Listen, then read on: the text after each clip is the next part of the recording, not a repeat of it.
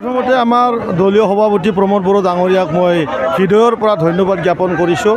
তেখেতে মোক আকৌ এবাৰ মুছলপুৰবাসীক সেৱা কৰাৰ কাৰণে মোৰ ওপৰত বিশ্বাস দেখুৱাইছে আৰু সমগ্ৰ বিটিআৰৰ জনগণক মই ধন্যবাদ জ্ঞাপন কৰিছোঁ যে এইবাৰ আমাৰ UPPL দলৰ আমাৰ 40টা সমষ্টিৰ ভিতৰতে এনেধৰণৰ এটা আদৰণি হৈছে বা ৰাইজে এনেকুৱা ধৰণৰ আদৰি লৈছে যে বিপুল সংখ্যাৰ মানুহে উল্লাহ আৰু উৎসাহেৰে মানুহবিলাক ৰাস্তাত ওলাই আহিছে আৰু সমগ্ৰ শ্ৰেয় আমাৰ বিটিআৰৰ প্ৰধান ডাঙৰীয়াৰ তাত যায়। তেখেতে যি প্ৰাৰ্থীসকলক আজি প্ৰক্ষোভ কৰিছে, আমাৰ 18জন প্ৰাৰ্থীত প্ৰক্ষোভ কৰিছে আৰু 18জনৰ ভিতৰত সকলোৱে টপৰ ওপৰত টপ মানে ৰেংকত থকা আমাৰ UPPLৰ লিডাৰসকল প্ৰক্ষেপ কৰিছে আৰু 18টাও জয় হ'ব বুলি মই পূৰা 120% মই মানে গেৰেণ্টি দি বুলি ক'ব পাৰোঁ। আৰু মই মোৰ সতীৰ্থ যি ব্যক্তিসকল আমাৰ সতীৰ্থসকল UPPLৰ টিকেট পাবলৈ সক্ষম হ'ল, মই তেখেতসকলক মই ধন্যবাদ জ্ঞাপন কৰিছোঁ, শুভেচ্ছা জ্ঞাপন কৰিছোঁ। আৰু বিশেষ কৰি আমাৰ বিটিআৰৰ যি ৰাইজ দল সংগঠন যিসকলে আমাৰ প্ৰতি মৰম দেখুৱাইছে আৰু আমাৰ ৰাইজ জনগণক মই হৃদয়ৰ পৰা মই UPPL দলৰ হৈ পেলাই মই কোটি কোটি নমস্কাৰ আৰু মই মৰম যাচিছোঁ।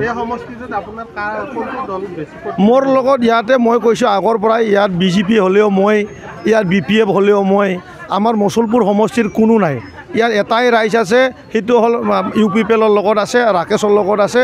সকলোৱে ৰাকেশক খুব মৰম কৰে। মোক নিজৰ মুছলপুৰবাসী ৰাইজে মোক নিজৰ সন্তান বুলি ভাবে, নিজৰ ভাই বুলি ভাবে, নিজৰ দাদা বুলি ভাবে। মই মুছলপুৰৰ সন্তান। মুছলপুৰবাসী ৰাইজে মোৰ কাৰণে দেউতা আৰু মোৰ মুছলপুৰবাসী ৰাইজে মোক অত্যন্ত এই পৃথিৱীত মই কৈ শেষ কৰিব নোৱাৰোঁ কোনটো ভাষাই দি মই ক'ম, মোক বহুত মৰম কৰে। হাগ্ৰামাই চৰকাৰটো আজিৰ পৰা 5 বছৰ আগৰ পৰাই কৰি আছে আৰু আমি আজিৰ দিনত ক'ব পাৰোঁ তেখেতে এইবাৰ এনেধৰণৰ মানে ব্যৱধানত হাৰিব নিজৰ সমষ্টিত দেৱৰ গাঁৱত আৰু য'ত তেখেতে 14 চিৰাঙত খেলিব বুলি কৈছে। তেখেতে এইবাৰ MCL যোনটো পদবী সন্মান পাই আছিলে এইবাৰ সিটোও হেৰাবলৈ গৈ আছে। যোৱা সময়ত ৰাইজক যি প্ৰতিশ্ৰুতি দিছিলোঁ 5 বছৰত মই কৈছিলোঁ যে মই প্ৰত্যেকটা গাঁৱতে মই কাম কৰিম। আজি 382খন চুপা আছে, 382খন চুপাত মই কাম কৰিছোঁ।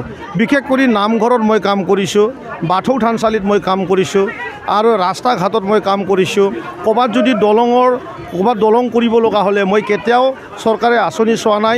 মই ৰাইজৰ অসুবিধাটো চাইছোঁ, ৰাইজক ভাল পোৱাৰ কাৰণে, ৰাইজক সেৱা জনোৱাৰ কাৰণে মই পিছপিনে কেতিয়াও চোৱা নাই।